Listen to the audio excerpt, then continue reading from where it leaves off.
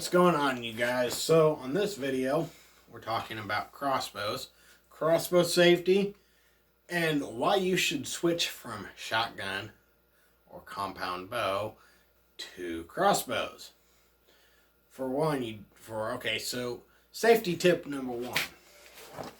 Let's put the string back on this bow here, y'all, and we'll get started here on this video. And well, anyways, one reason you should switch to crossbows from shotgun is because of the simple fact you can hunt all year round if you're hunting for white-tailed deer.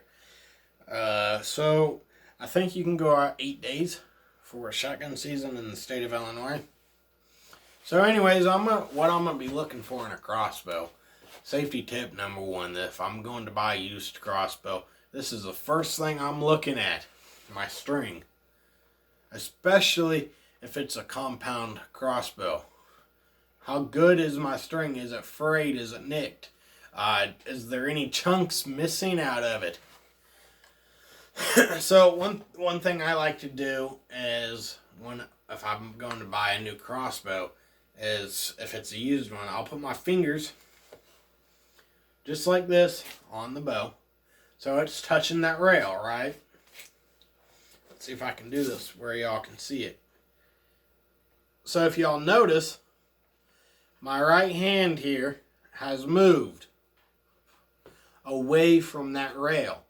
So if I bring it back up, it comes back in the same spot. So that means it's pulling to the left a little bit, or yeah, to the left. Or sorry, it's pulling to the right, y'all. See, I'm gonna go do this again. My finger pulled away. My right hand pulled away, so that means this left limb is coming down farther than this limb. So that means it's not in sync, y'all. So that means this side will get there a lot slower than this side. So this side will get there much faster than this side will. So that also tells me something's wrong with this bow. Whether it be this isn't straight, this limb here isn't straight, because see, you guys can take these off. This is actually to a pistol crossbow. It actually goes to this crossbow here, y'all. This is also another hunting crossbow. This was for small game, squirrel, rabbit. I don't advise you using these for those. They don't work very well. So anyways, one thing you should know is where not to put your fingers at. So, I don't want my fingers like this, because as you guys can see, I can hold that back with my hand. See, so this is coming down and back up, right? So therefore, if this was a live crossbow and I actually shot the crossbow and my fingers were like that, they'd probably get chopped off.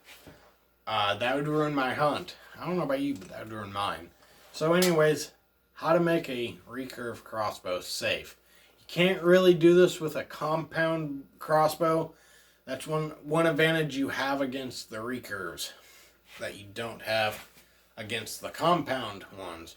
So you can take the string off, and it's a little tricky when you actually have a working crossbow with this crossbow. Given that that limb's broke, not that hard, y'all. So we got a working crossbow now, or it's a safe crossbow. So anyways, let's put an arrow in it. For the fun of it, y'all. So one thing you do, and I did it that way because these actually don't go to this crossbow, these arrows or bolts, whatever you want to call them. So I'm not going to load it like this. I'm actually going to grab it up here, pull that back, and I'm not going to do this either. I'm not going to come up here and stick my hand up here. That's a good way. If the string gets released somehow, you can get shot with the tip, and these are sharp tips. So one thing you do have to realize, let me put this back in here and see, So these are a 22-inch, or sorry, these are 20-inch bolts here, or arrows. So they stick out quite a bit. Now, my other crossbow, that's actually what these go to. They stick out probably that much, maybe, if that. And my foot stop, or my foot grabber, stops it. And I don't actually know what that's called. It's just a square you put your foot in to cock the bow back. So, anyways, that's one thing I'm going to look at. That's actually not really what I'm going to be looking at for to buy a crossbow. But one thing I am going to look at and see, that is something I will do, is I will put a arrow in there to make sure it seats properly and everything. Because this is a big important part of crossbows right here. This little piece here. If this does not work, well, this crossbow, for instance, doesn't have a dry fire on it.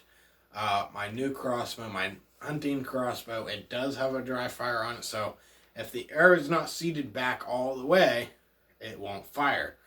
But however, this piece right here, this little spring type deal, it actually holds the arrow back. It holds it firmly against the rail. Yada, yada, yada.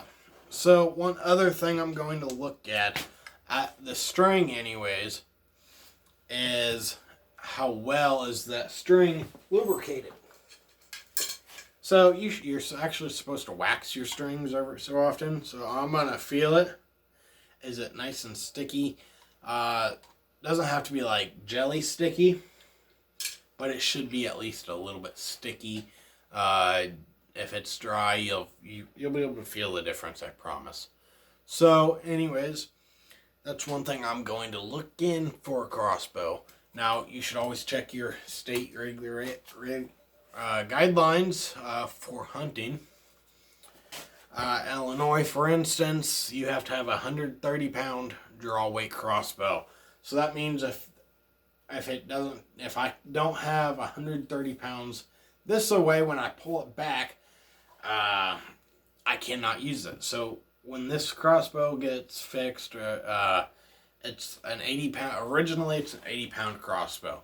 So it takes me 80 pounds to pull this back, all the way back to here. Okay, so with that being said, I could not use this in Illinois. But, however, I can go to Ohio and use this crossbow because Ohio, they have a 75-pound draw weight. So that means it only takes me 75 pounds to pull this back, or a crossbow back over there. So I could legally use this bow to hunt deer over there, y'all. So anyways, one of my friends, he calls these a bow gun. They are not a bow gun. They are not even classified as a gun unless you live in California. California does classify a crossbow as a gun. I'm assuming that's because of the trigger. So anyways, we got to talking the other day, and I asked him if he wanted to go on a hunting trip with me. I got planned coming up this year. His response to that was he doesn't know how to use a crossbow or a bow. He's never learned, and he doesn't think he has time to learn. So, if you can shoot a shotgun or gun, any type of gun really, you should be able to shoot a crossbow. Because if you look here, it has a trigger and it has a scope, right? You hold it the same way you would a gun. You got this here, your handle up here, and you got your butt here. So you hold it just like you would a normal gun, correct? Yes, you would.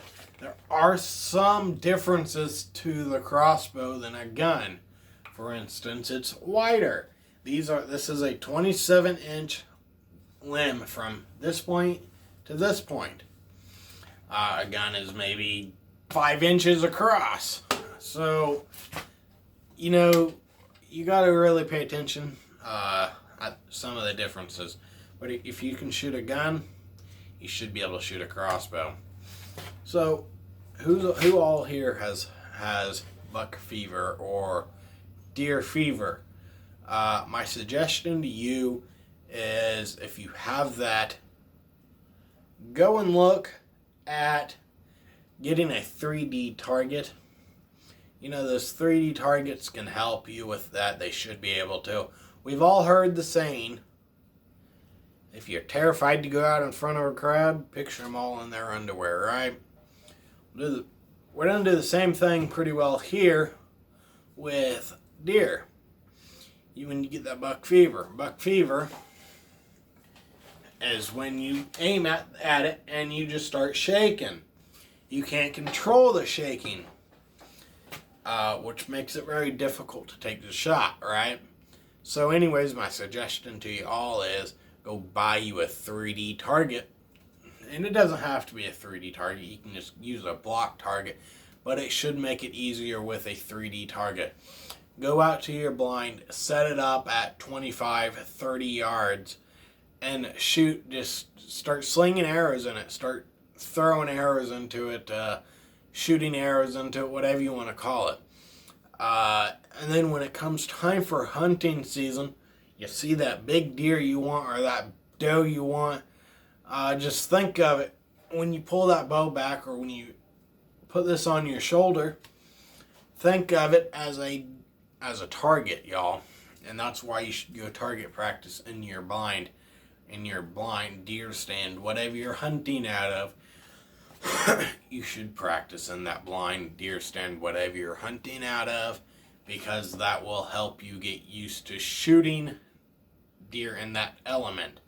So instead of shaking, it will be it will be this right here. So you'll be able to hold still a little bit easier, theoretically. I don't know how well that worked for y'all, but let me know in the comments how that works. And if it doesn't work, let me know. I actually know somebody, she can't shoot a bow, she can't shoot a deer with a bow, but she can sure shoot them with a shotgun, y'all, or a slug gun, rather. So, with that being said, and I think the reason for that is because the deer are a lot closer. Anyways, I hope y'all liked this video. Please leave me a thumbs up. Leave me a comment, y'all. And please subscribe to this channel. Y'all can do that down below. Hope y'all enjoyed these videos. Bye.